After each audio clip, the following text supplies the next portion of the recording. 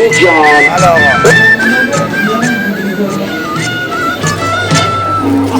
جوری یاره ایده بوده کنم بشناسمش.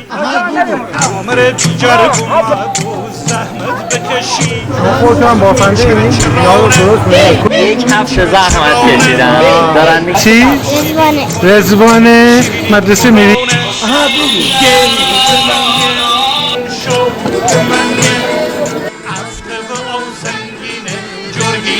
ای همه عشق تو چاره هر که دست نزنه الهی کچل بشه بزنه دست بخواهش ماشالله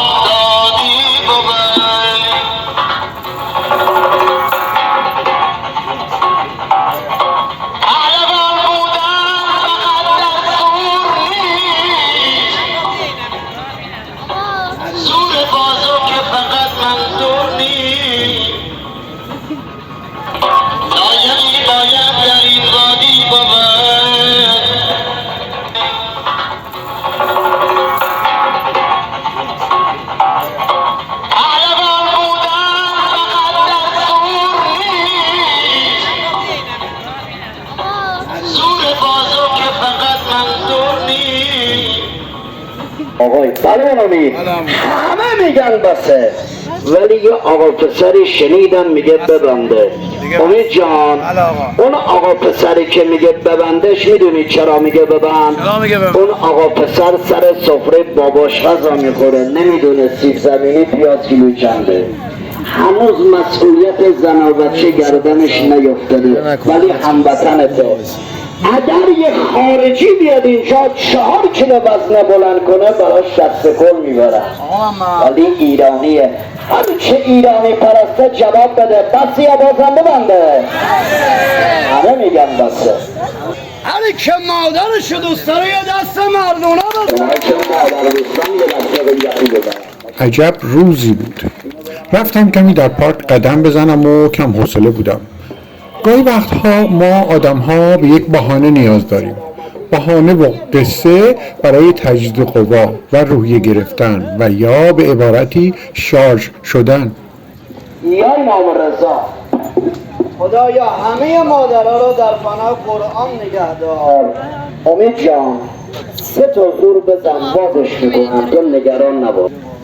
در قفس جکی رو آماده کن 2 تا اونو زور میزنم بهش زنجیر اگر پاره شد نفری یه دونه سکه بهتون میدن بعد از دوچرخه سواری نمایش جکی همه تون ببینید ولی تو قلب مهربونتون دعا کن که زنجیر من پاره شه زنجیر اگر پاره بشه به امام حسین قسم یه دونه بهتون سوغاتی قشنگ میدن بزن نوار رو بخونه امیر آقا من 2 تا دونه دور بزنم خدایا هر کسی که اینجا وایستاده این قدمشو به بیمارستان قسمت نکن بگین الهی خدایا هر که جوان داره خوشبخت و عاقبت بخیر کن بگین الهی اما میگه به مالت ننازی شبی بنده کسی به خوشگلیش ننازی به یه تبی بنده امیر آقا بگه بخون امیر آقا آقا جون دیگه ندارم از کوچه آقا جون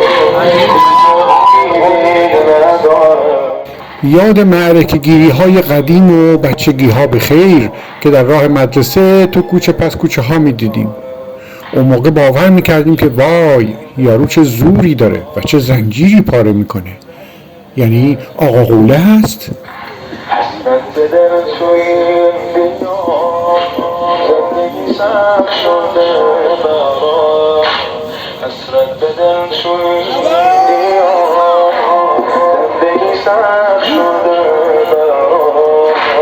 چند وقت توی خلوتم فقط حسین و کربلا فقط حسین بحبه چه عالی داره خدا سینه زدن تو کربلا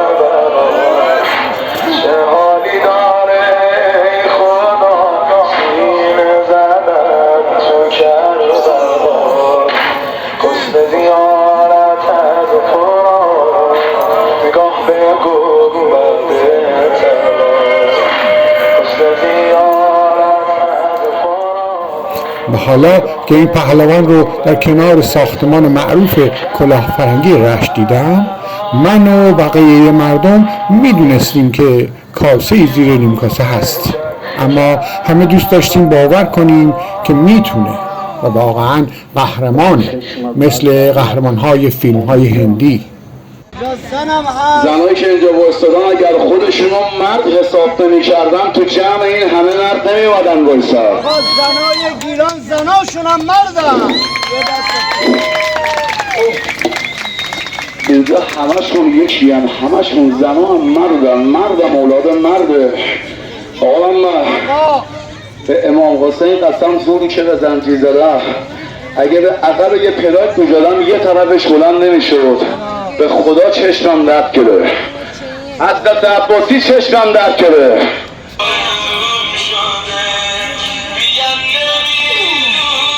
یه بار بگید یا الله.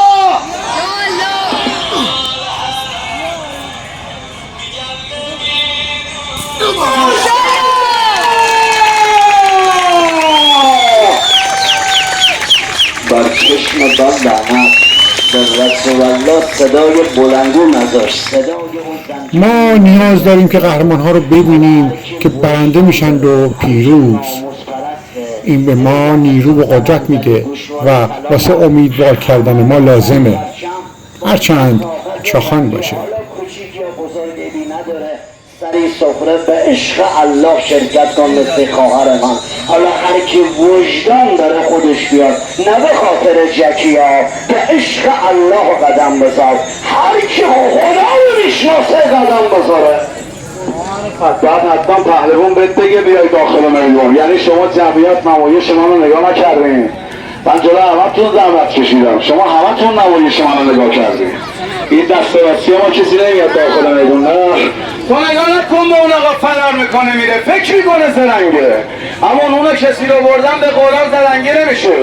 اگه به یکی نون بدی زرنگیه، اگه به یکی نون برسونی زرنگیه، نه که بری فرار کنی. زرنگی نی به قرآن اومدی. زرنگون چیزی میگن که یه لقمه نون سر سفره یکی بذاری. اونایی که اینجا کارت میکشن دیگه بیمارستان کارت نمیکشن.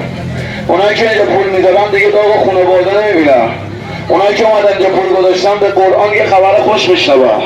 کسی اینجا پول گذاشت دیگه داغ خونه برده ندید. هر کی اومد اینجا به قرآن یه خبر خوش شنید.